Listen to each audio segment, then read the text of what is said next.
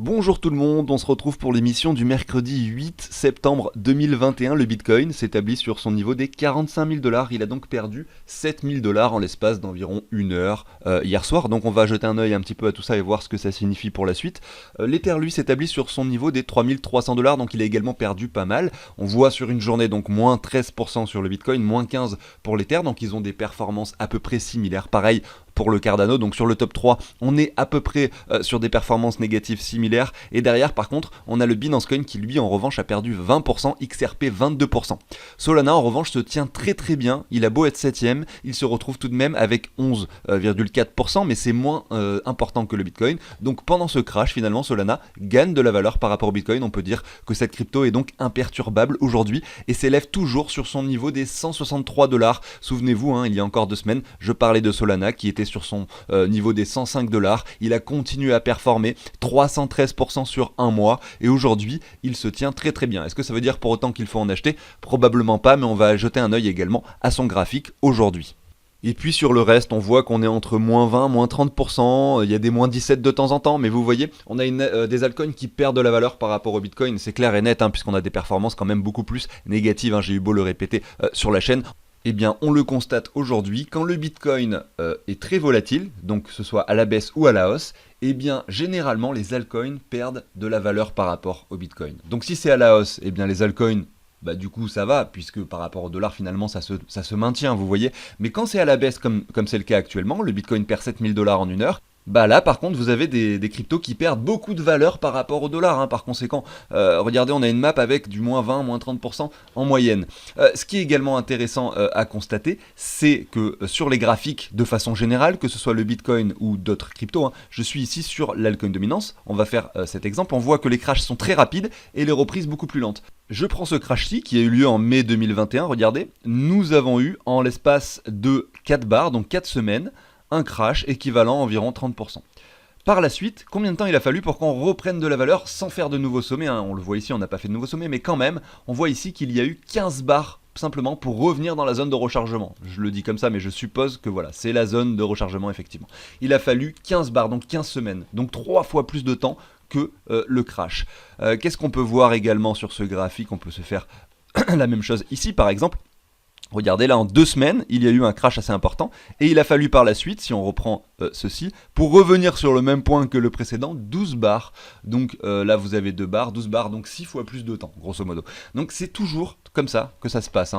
Allez, je vous embête avec un dernier exemple sur le Bitcoin ici en weekly. Tout à l'heure j'étais en daily, je me suis trompé, j'ai parlé de semaine alors que c'était des bougies journalières, mais peu importe. Donc sur le Bitcoin ici, regardez, en 2 semaines, le Bitcoin a perdu environ 49%. Combien de temps il a mis pour reprendre toute cette valeur? Alors si on se positionne sur la bougie qui se situe juste après, eh bien il a fallu 14 bars. Donc on peut constater ici que finalement c'est une latéralisation. Donc si on ne prend pas en compte ces bougies de latéralisation, on constate tout de même sans les prendre en compte, qu'il a fallu 6 bars. Donc 2 bars, 6 bars, 3 fois plus de temps, grosso modo. Si on prend le crash Covid ici en mars 2020, il a baissé très rapidement le Bitcoin en 3 bars, donc 3 semaines. Et derrière, il a fallu, regarder, si on reprend juste ceci, 6 bars, donc 2 fois plus longtemps. Voilà, vous avez vu un petit peu quelques exemples. Vous pouvez le faire sur quasiment tous les graphiques et toutes les cryptos, ça fonctionnera a priori. Surtout sur les time frames weekly, daily et 4 heures. Après sur les time frames inférieurs, je ne m'amuse pas spécialement à faire des analyses dessus, donc j'en sais rien en fait à vrai dire, pour être honnête. Alors au programme aujourd'hui, on va aller voir le Bitcoin rapidement, le graphique, voir ce qui se passe avant l'introduction, et ensuite on va enchaîner avec l'intro, puis l'altcoin dominance. Et ça va être très intéressant sur l'altcoin dominance d'essayer de repérer des paliers sur lesquels on pourrait descendre, où on aurait des points d'achat d'altcoin très intéressants. Mais on en parlera juste après sur le graphique, vous verrez, ça sera beaucoup plus clair.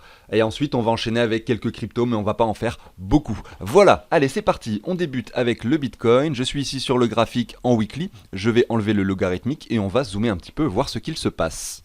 Petit aparté, j'en profite, donc avant-hier j'ai fait une vidéo en marquant crash imminent. Je précise juste que je pouvais pas être sûr de ce qui allait se passer et que c'est un hasard que ça se produise, donc le crash un jour après. J'imaginais que dans les jours, semaines qui venaient, il pouvait y avoir un crash. Les probabilités nous indiquaient ça sur les graphiques. Malgré tout, ça aurait pu très bien aller dans l'autre sens puisque les probabilités restent des probabilités. S'il y a 80% de chances que ça baisse, 20% de chances que ça monte, eh bien on peut faire partie des 20%. Donc déjà, je ne peux pas être sûr à 100% de ce qui va se passer.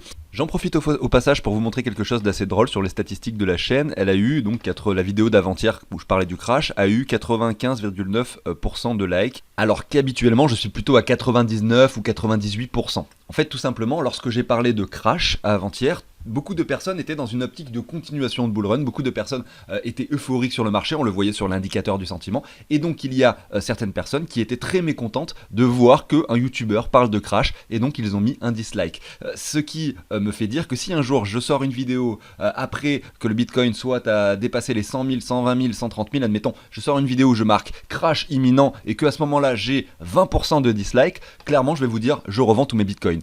Donc on retourne sur le graphique du Bitcoin, je vais me mettre ici en daily, on va zoomer à nouveau, on va reprendre le graphique qu'on avait regardé avant-hier, on voit qu'on a touché un point relativement haut. Ce qui s'est passé, c'est que si on reprend cette baisse de mèche à mèche avec un Fibo, on voit qu'on est revenu chercher les 61,8, on est même monté un petit peu plus haut sur quasiment le niveau des 53 000 $, et là ce que l'on constate, c'est qu'on a une purge très très rapide qui a duré environ 2 heures, qui a amené le Bitcoin ici aux 42 900. Donc on est passé de 53 000 à 42 900.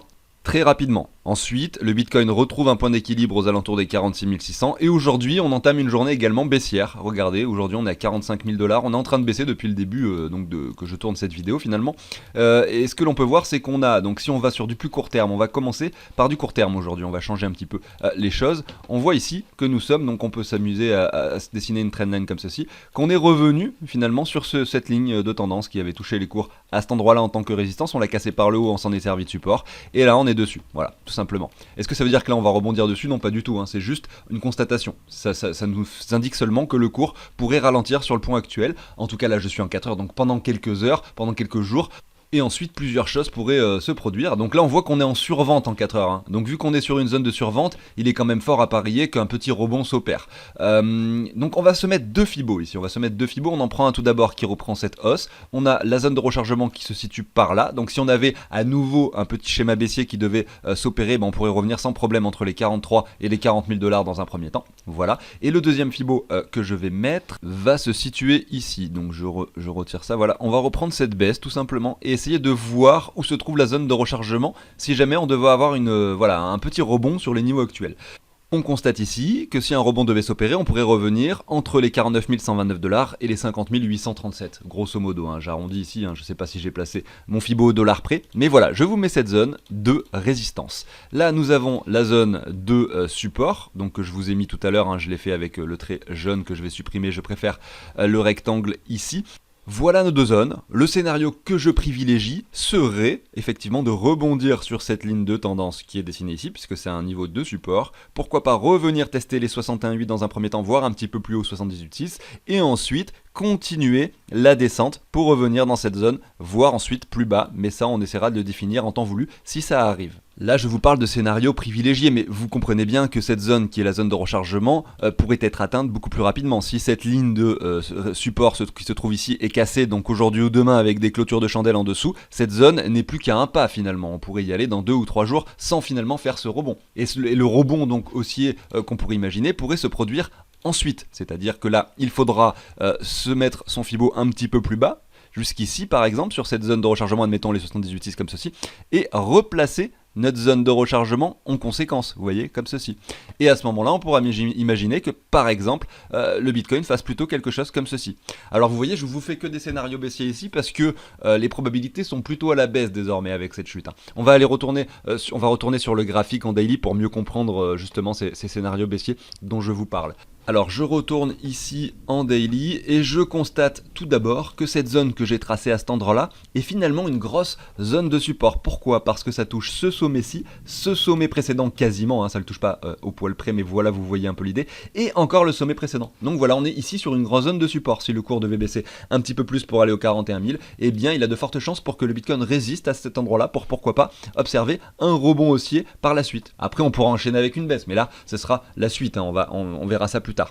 Donc ce qui me fait dire que là on est plutôt parti sur un scénario baissier pour du moyen terme, serait de voir ici que nous avons donc une ligne de tendance à cet endroit-là sur le RSI. Donc on a un RSI qui est divergent puisque pendant cette période, le cours était en train de monter, enfin vous le voyez directement ici. Donc on pourrait même placer cette divergence plutôt comme ceci, vous voyez désormais. Donc on n'a pas quelque chose de parfaitement propre puisqu'on ne touche pas les sommets, mais c'est pas grave. Et derrière, si on positionne pareil une ligne de tendance comme ceci, voilà, on voit qu'on l'a cassé par le bas hier soir. Et aujourd'hui, on est encore sur quelque chose qui est encore plus baissier. Donc on a notre divergence et en plus de ça, elle est confirmée depuis hier soir. Elle est confirmée de façon assez légère. Si ce soir, on a encore quelque chose d'encore plus baissier, donc ça affirme finalement notre confirmation de divergence, et bien à ce moment-là, on pourra dire que sans trop de problèmes, ici en daily, on a un graphique avec une divergence confirmée et que donc le cours est prêt probablement à aller plus bas. Il manquera la structure. Et la structure, elle va se dessiner justement si on vient chercher ce point-là, qu'on remonte par exemple par ici, et qu'ensuite on confirme un M. Donc sur la cassure de cette ligne, à cet endroit-là, on aura vraiment le vrai signal baissier confirmé, et où on aura toutes les probabilités qui nous font dire qu'on sera prêt à aller plus bas. Sauf qu'on sera déjà sur le point des 41 000, et mon objectif baissier se situe entre les 38 et les 34 000. Donc il n'y a pas beaucoup finalement de marge ici à faire. Du coup, si vous souhaitez jouer sur cette vague baissière qui pourrait se produire, je le précise, on n'est sûr de rien, hein. Imaginons le Bitcoin fait ça sera un joli fake baissier et là tout le monde se fera avoir, c'est aussi possible, hein. Il faut en rester conscient. Mais si ce scénario baissier se produit, la meilleure zone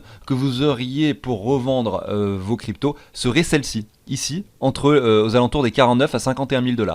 Puisque là, cette zone-ci, donc on aura eu cette confirmation sur le RSI, on pourrait très bien sur le RSI revenir tester cette ligne-là.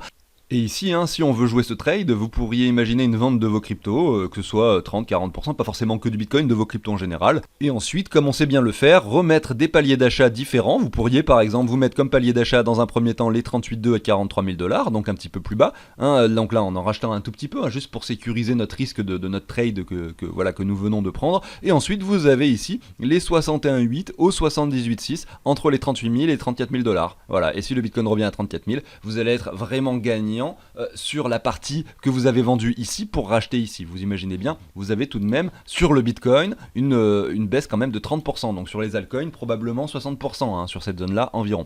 Voilà, j'en ai fini avec l'analyse du Bitcoin, j'espère que ça vous a plu, n'hésitez pas au passage à vous abonner si c'est le cas, à liker la vidéo et on se retrouve tout de suite pour l'introduction et la suite.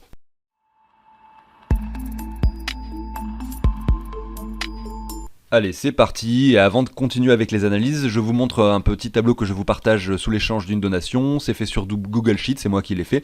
Ça permet de récapituler tous ces investissements et également de connaître ses plus et ses moins-values. Vous allez connaître par rapport à ce que vous avez investi, combien vous gagnez, combien vous avez de cryptos en tout, le pourcentage de chacune de vos cryptos, le prix des crypto-monnaies est récupéré en temps réel. Regardez ici, si j'ajoute une crypto, automatiquement son prix est récupéré. Ensuite, vu que je viens de l'ajouter ici, elle apparaît également sur les autres onglets. Vous allez pouvoir du coup indiquer combien vous possédez de mana sur cette plateforme, et voilà, automatiquement ça vous dit j'ai tant de mana, etc. Et il y a un autre onglet qui permet de calculer les plus et moins values, qui permet d'entrer combien on a fait de transactions par rapport à l'euro et savoir combien on a investi, etc. Je n'en dis pas plus, vous avez dans la description de la vidéo, hein, je vous montre, donc vous avez la description à cet endroit-là, vous avez le petit plus ici sous la vidéo, et vous avez effectivement le lien pour les donations, et ici le lien où j'explique beaucoup mieux le tableau. Vous cliquez dessus et vous allez tomber sur une émission où j'ai expliqué beaucoup plus en détail ce tableau. On se retrouve avec le graphique de la dominance des altcoins. On a ce canal que je montre depuis déjà très longtemps, que l'on a cassé par le haut il y a pas si longtemps, au mois d'avril 2021. Derrière on a fait un sommet, on a retracé un petit peu jusqu'à cette trendline à nouveau, ça représentait en plus le niveau des 38,2. On monte à nouveau, regardez, on pensait peut-être faire un nouveau sommet, ça n'a pas l'air d'être le cas tout de suite, mais c'est peut-être toujours d'actualité, hein. Peut-être que le Bitcoin ne va pas redescendre si bas que ça, peut-être que l'alcool de dominance non plus. Malgré tout, regardez, on est ici sur un point intéressant avec quand même une bougie rouge qui se dessine en hebdomadaire. On va zoomer ici en daily. Alors juste une dernière chose, hein, qui est intéressante à constater, c'est que sur le RSI, ici on constate que lors de cette poussée, nous avons fait un nouveau sommet sur le RSI. On peut donc imaginer sans problème que l'on vienne atteindre encore un sommet avec un RSI qui ne fasse pas un plus haut pour avoir une divergence qui se forme. La divergence, elle n'est toujours pas là. Et c'est constatable également en daily, hein, cette divergence. Donc c'est à suivre. On a toujours notre trendline qui est dessinée comme ceci. Là on avait fait un petit excès baissier en dessous, mais on peut imaginer sans problème que l'alcool dominance revienne sur cette ligne-ci. Peut-être que ce sera justement une très bonne opportunité pour acheter des altcoins. Ici, on a eu ce crash sur le Bitcoin, ça n'a pas entraîné forcément un crash énorme sur les altcoins. Ça a été le cas sur une mèche d'excès ici, hein. Regardez quand même sur la journée d'hier, on a quand même eu de mèche à mèche, moins 11% sur l'altcoin dominance. Et la raison pour laquelle l'altcoin dominance ne se comporte pas si mal est parce que l'Ether ne fait pas des performances plus négatives que le Bitcoin. On est sur une performance similaire au niveau des pourcentages. Et vu que c'est une grosse capitalisation, l'Ether représente une grosse partie de ce graphique. Parce que l'altcoin dominance, ça représente finalement l'argent total des altcoins par rapport à l'argent total du Bitcoin. Or, l'Ether sur les altcoins représente peut-être 50 ou 60% de l'argent. Et donc, à ce moment-là, forcément, si l'Ether, lui, ne baisse pas par rapport au Bitcoin, sur ce graphique, on constate quelque chose de pas trop baissier. C'est tout simplement, s'il baisse, c'est parce qu'il y a beaucoup de cryptos qui font moins 20, moins 30, moins 40%, mais pas l'Ether, hein. Voilà, donc aparté terminé, quels seraient les niveaux très pertinents pour acheter des altcoins? Et bah regardez, on va reprendre un Fibo qui représente cette hausse. On voit qu'aujourd'hui on est sur le niveau des 23,6, on a l'air d'être un petit peu bloqué dessus malgré la mèche d'hier qui a touché les 38,2. Mais derrière, si jamais les altcoins devaient être un petit peu plus baissiers, nous avons notre zone de rechargement qui est matérialisée ici. Je viens finalement de dessiner une parallèle, donc j'ai pris cette droite, je l'ai mise en parallèle juste en dessous en cherchant le bottom, hein, ici, lors de cet excès baissier qui est allé en dessous de la trendline long terme. Et on peut voir que tout d'abord, l'altcoin dominance pourrait revenir sur cette ligne de tendance qui pourrait quasiment représenter les 61,8, voire pourquoi pas aller plus bas dans cette zone de rechargement ici, entre ces deux lignes de tendance. Voilà, ce serait ici pour moi le point optimal. Donc on a d'abord les 38,2 et ensuite on a vraiment cette zone étendue, impossible de dire hein, jusqu'où ça pourrait aller ou jusqu'où ça pourrait s'arrêter. Mais là, dans cette zone, on a des très jolis points d'achat probablement sur les altcoins pour le futur, hein, puisque comme je le dis sur le RSI, il n'y a pas de divergence. Et donc ça serait pas très étonnant de voir une altcoin dominance qui par la suite grimpe pour établir un nouveau sommet. Allez, j'enchaîne maintenant avec Solana. Je sais, je vous le passe tous les jours, mais il est tellement bullish en ce moment que pour les personnes qui en ont, il ne faut pas oublier de prendre des profits, je le rappelle, notamment là avec cette période de crash. Mais ce que l'on constate malgré tout, c'est que malgré ce crash sur le Bitcoin, Solana se comporte très très bien, donc il est toujours dans sa phase bullish, hein. Si on se positionne comme cela avec un Fibo de prolongation, on constate les objectifs suivants. Maintenant, j'enlève le logarithmique pour que ce soit plus clair pour tout le monde. Voilà, donc on a un Solana très bullish, on le constate d'autant plus maintenant sur ce graphique.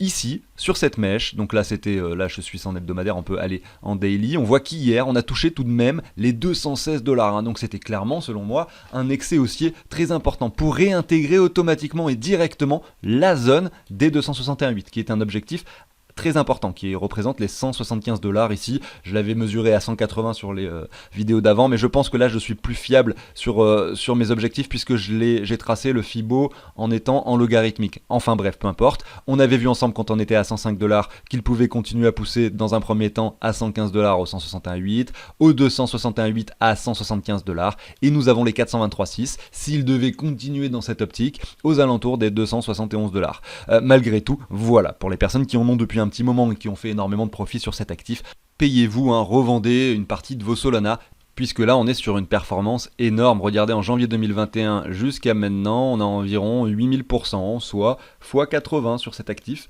Gardez en tête que Solana ne va pas faire que monter, et il y a un moment donné où il y aura un crash et ça risque de faire mal, comme sur la plupart des coins quand ils performent autant. Et en plus de ça, on peut observer que la divergence est en train de se dessiner. Il y a un double top, mais là on fait un sommet un petit peu moins bas ici. Donc si je reprends ça sur le cours, on voit qu'on a tout de même une hausse très importante et que malgré tout sur le RSI, la divergence commence à s'opérer. Il faut rester prudent. Si jamais, vous le savez, hein, si jamais on vient casser ce niveau-là, on aura la confirmation de cette divergence. Et à ce moment-là, ça commencera à sentir mauvais pour Solana.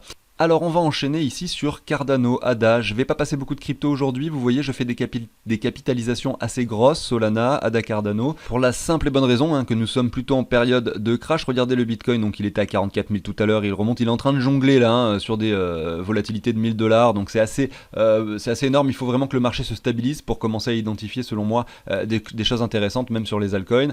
Ici sur Solana on observe que nous sommes venus tester à nouveau l'ancien point haut, regardez ici. C'est ce que nous avions fait précédemment. Regardez ici le point haut qui était situé à cet endroit-là, nous l'avons retesté ici. Le point haut qui est situé ici, nous le retestons ici. Malgré tout, il faut rester prudent. Selon moi, c'est pas un bon niveau d'achat actuellement parce que cette fois-ci, nous avons une divergence. La divergence, elle n'y était pas avant.